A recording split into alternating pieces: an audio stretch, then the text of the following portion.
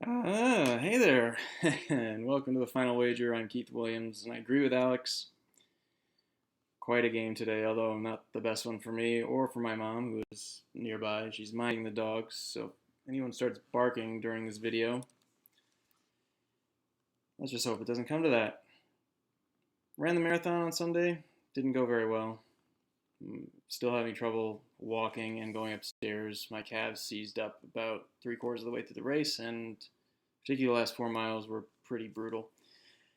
But I finished in a pretty good time still, all things considered. But let's look at our scores. We got returning champion Nate, 8,800. Pidge, my mom and I were both wondering where her name came from. I'm glad we figured that out. You're allowed to talk if you'd like. Okay. Yeah. And we got Charlie in third, 7,800. Everyone's still in it. As you can see behind me, it is light out, so I'm watching this on Tuesday afternoon.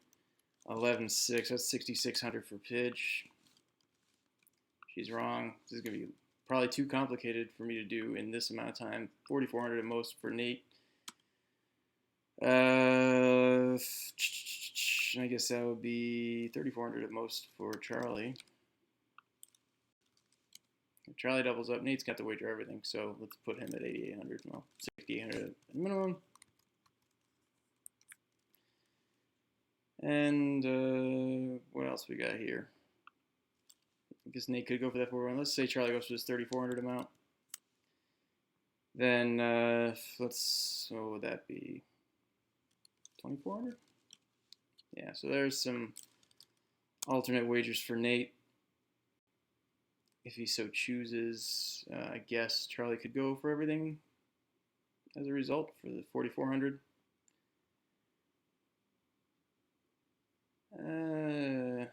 It's been a while since I've done this. My brain's not really working today, huh? Let's leave it at that for now. Let's see what we got for zero wagers. These two are separated by 1,000. I'll put 2,000 for Charlie's minimum because, well, he should wager in case Nate goes for 1,000 or 999. Nate should go for at least, was that 2,200 against Pidge, but that should be 4,400. So I wouldn't worry about that too much. Let's say 4,400 is a pretty optimal wager there. I guess there is some wagering to tie possibilities. Not too concerned about those right now. So I'd say 6,600 for Pidge, somewhere in this range for Charlie, 2,000 to 3,400, and Nate, everything, but he could go for 2,200 to 4,400. So let's see. What do I want to talk about? I had a few things. It seems like, did you see the part where Alex interjected careful with this one when he's talking about cows lying down? Mm-hmm. Which I understand. I guess he has something else on his mind.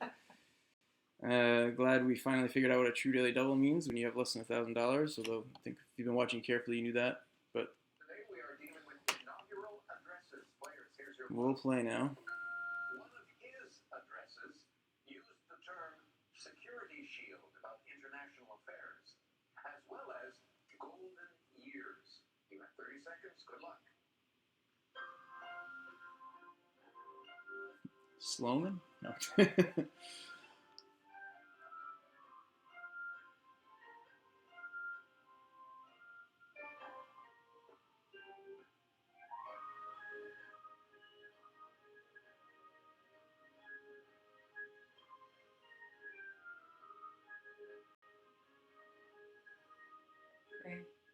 I'm going to say Nixon. I'm gonna say Eisenhower. And of course, security shield became identified. Star Wars.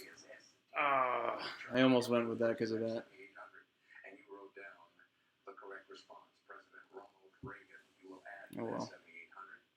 4,000. Yeah. You're at 11,800. Let's go to our A little too champion. much. Ross had 8,800. Does he come up with? Yes, he did come up with Ronald Reagan. His wager puts him in the lead. He almost doubles his score. He's at 17,598. As we come to Pidge Meade, she had 11,000. She got Ronald Reagan. Was the wager enough? By a margin of $3.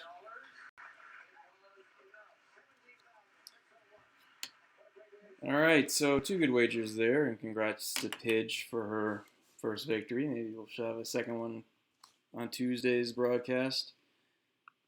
Yeah, that was dumb. Should have saw that. Should have seen that one. Security Shield. I think you were thinking in terms of maybe against the Russians or the Soviets, and Yeah, I was that's what I thinking was thinking of. Golden Years. But I guess that just sounds shining city on a hill. I don't know. My legs aren't working. My brain isn't working. Nothing's really working. I enjoyed the Carrie Fisher clue just because she thinks that Donald Trump was on cocaine, and that's why he sniffles all the time. And I had heard that Shel Silverstein wrote a few songs, but I didn't realize he wrote a couple Dr. Hook songs. I don't know if he wrote Sylvia's Mother. No, I don't know. Not a Dr. Cover of the Rolling Stone. I didn't realize. Well, that's cool. Well, thanks for joining us. The dogs remain silent. My dad's phone's here. It remains silent with his annoying ringtone, and I'm gonna become silent in about 5 seconds. But I hope you'll join me tomorrow, right here, and maybe we'll have Mom back again on the Final Wager.